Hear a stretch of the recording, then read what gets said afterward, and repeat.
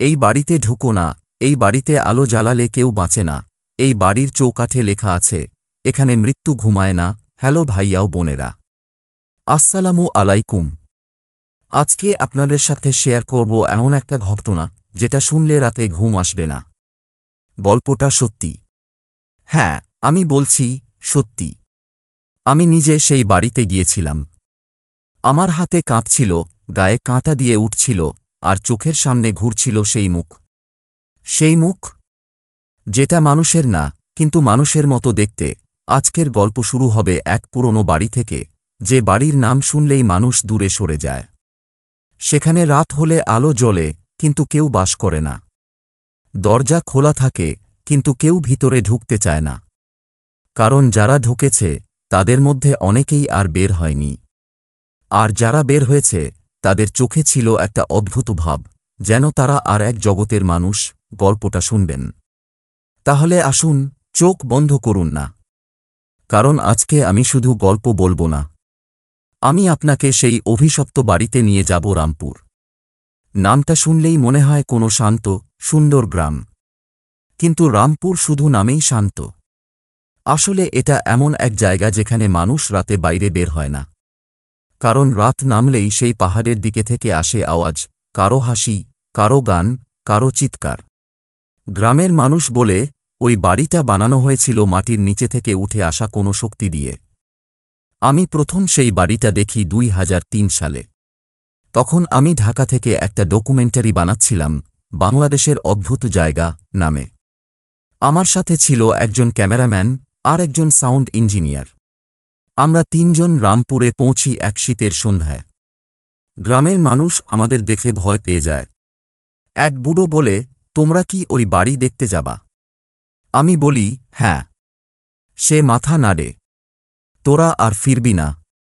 আমরা হাসি, ভাবি গ্রামবাসীরা সুপারস্টিশনে বিশ্বাস করে, কিন্তু আমরা তো বিজ্ঞানের মানুষ। কিন্তু সেই রাতেই আমার বিশ্বাস ভেঙে যায়। বাড়িটা পাহাড়ের চূড়ায়। পাহাড়টা খুব বেশি উঁচু না, কিন্তু ঘন জঙ্গলে ঢাকা। পাহাড়ের পাশ দিয়ে একটা পুকুর, নাম কালো পুকুর। পানি কালো, মাছ নেই, পানি নষ্ট। কেউ কাছে যায় না, কারণ কালো পুকুরের পানি খেলে মানুষ পাগল হয়ে যায়। আমরা বাড়িটার সামনে দাঁড়াই। বাড়িটা দেখতে ভালো। লাল ইটের দেয়াল, বড় বড় জানালা, সামনে একটা বারান্দা। কিন্তু দেয়ালে ফাটল, জানালার কাচ ভাঙা, আর দরজার কবজা মরচে ধরা। ক্যামেরাম্যান বলে, চাল মারি। আমি মাথা নাড়ি। ভিতরে ঢুকতেই ঠান্ডা হাওয়া আমাদের গায়ে লাগে। এমন ঠান্ডা যেন বাইরে গ্রীষ্ম আর ভিতরে শীত। সাউন্ড ইঞ্জিনিয়ার বলে, মাইকে কিছু একটা রেকর্ড করছে, কিন্তু কিছু তো শুনতে পাচ্ছি না। আমি হালকা করে বলি, তোর মাইক খারাপ। কিন্তু তখনই আমরা শুনি টাপ টাপ শব্দ, যেন কেউ পায়ে হাঁটছে উপরের তলায়। আমরা তিনজন চোখাচোখি করি। কেউ কথা বলে না। আমি ধীরে ধীরে সিঁড়ি বেয়ে উঠি। পা কাঁপছে। ক্যামেরাম্যান আমার পিছনে, সাউন্ড ইঞ্জিনিয়ার পিছনে দাঁড়িয়ে মাইক ধরে রেখেছে। উপরে পৌঁছে দেখি একটা ঘরের দরজা খোলা। ভিতরে একটা পুরনো বিছানা, আর দেয়ালে কালি দিয়ে লেখা, আওয়েট, আওয়াচ, আকাম। আমি ক্যামেরার দিকে তাকাই। ক্যামেরাম্যান বলে, আমি তো কিছু দেখিনি যখন ঢুকলাম। আমি বলি, কেউ এসেছে আমাদের পিছনে সেই রাতে আমরা বাড়ি ছাড়ি। কিন্তু বাইরে বের হওয়ার পর দেখি সাউন্ড ইঞ্জিনিয়ারের রেকর্ডিংয়ে আছে একটা কণ্ঠস্বর। একজন মহিলা বলছে, you are not welcome here, leave or stay forever. আমরা চমকে যাই। পরের দিন আমি গ্রামের পীর মশায়ের কাছে যাই। তিনি বলেন, বাড়িটা 1892 সালে বানানো হয়। ইংরেজ কর্মকর্তা জন হেস্টিংস এখানে বাস করতেন। তার সাথে ছিল তার বোন ম্যারি। ম্যারি ছিল অসুস্থ। মনে হতো সে কাউকে না বলে কথা বলে। রাতে সে উঠে বারান্দায় দাঁড়ায়। তার চোখ লাল হয়ে যায়। সে বলে, he is coming, he is in the wall. 1947 সালে এ হেস্টিংস চলে যায়। কিন্তু ম্যারি যায় না। গ্রামবাসীরা বলে সে নিজেই ঘরে আগুন লাগায়, কিন্তু তার দেহ পাওয়া যায় না। শুধু পাওয়া যায় তার একটা জুতা, যেটা পুকুরের পাড়ে ছিল। আর জুতার ভেতর ছিল একটা কালো পাথর। সেই পাথরটা এখনও আছে। কেউ তুলতে গেলে তার হাত কালো হয়ে যায়। আর সে মারা যায় 1 সপ্তাহের মধ্যে। আমি জিজ্ঞেস করি, পাথরটা কোথায়? পীর মশায় চোখ বন্ধ করেন। ওই বাড়ির ভিতরে, ম্যারির ঘরের নিচে। 2003 সালে এক ব্যবসায়ী রফিক উদ্দিন বাড়িটা কিনে নেয়। তিনি ঢাকার মানুষ। বিশ্বাস করেন না ভূত প্রেতে। বলেন, আমি ইঞ্জিনিয়ার, আমি বিজ্ঞান মানি। তিনি বাড়িটা মেরামত করান। নতুন দরজা, নতুন ছাদ, নতুন আসবাব। পরিবার নিয়ে ঢুকেন। ছেলে রাফি বয়স 12, স্ত্রী রুহি বেগম বয়স 38, আর বুড়ো মা বয়স 70। প্রথম দিন সব ঠিকঠাক। কিন্তু রাতে রাফি ঘুম থেকে উঠে বলে, বাবা, উপরের ঘরে একটা মায়ের মতো মানুষ দাঁড়িয়েছিল। চুল খোলা, চোখ লাল। সে আমাকে ডাকছিল। রফিক বাবু হাসেন। ঘুমের দৃষ্টি। কিন্তু পরের রাতে রুহি বেগম স্বপ্ন দেখেন, এক মহিলা তার গলা চেপে ধরে বলছে, এই বাড়ি তোমাদের না, এটা আমার। স্বপ্ন থেকে উঠে তিনি কাঁদেন। বলেন, আমি এ বাড়িতে থাকব না। রফিক বাবু রাগ করেন। তুমি আমার স্ত্রী, আমার আদেশ মানবে। 3 দিন পর রফিক বাবুর মা রাতে হঠাৎ উঠে বাড়ির দরজা খুলে দেন। রফিক বাবু জিজ্ঞেস করেন, মা, কেন খুললে? তিনি বলেন, ম্যারি এসেছে, তার হাতে তালা আছে। সে বলছে, তোমাদের সবাইকে আমার কাছে নিতে এসেছি। সকালে তার মায়ের মৃত্যু হয়। ডাক্তার বলেন, হৃদরোগ। কিন্তু রুহি বেগম জানেন, তার শাশুড়ির হৃদয় ছিল সুস্থ। সেদিন থেকে রফিক বাবু নিজেই প্রমাণ করতে চান যে কিছু নেই। এক রাত রফিক বাবু টর্চ হাতে উপরের তলায় যান। ম্যারির ঘরে ঢুকেন। দেয়ালে রক্ত দিয়ে লেখা, তুমি আমার ঘরে ঢুকেছ, এখন তুমি আমার। রফিক বাবু চমকে উঠেন। টর্চ জ্বালান। কিন্তু তখনই টর্চ নিভে যায়।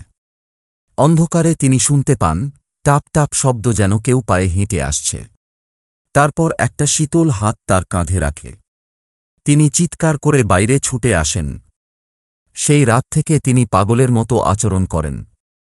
প্রতিটা জানালায় কালো কাপড় টাঙ্গান। বলেন, সে আমাকে দেখে, আমি তাকে দেখতে দেব না। আমি পরে রাফির ডায়েরি পাই।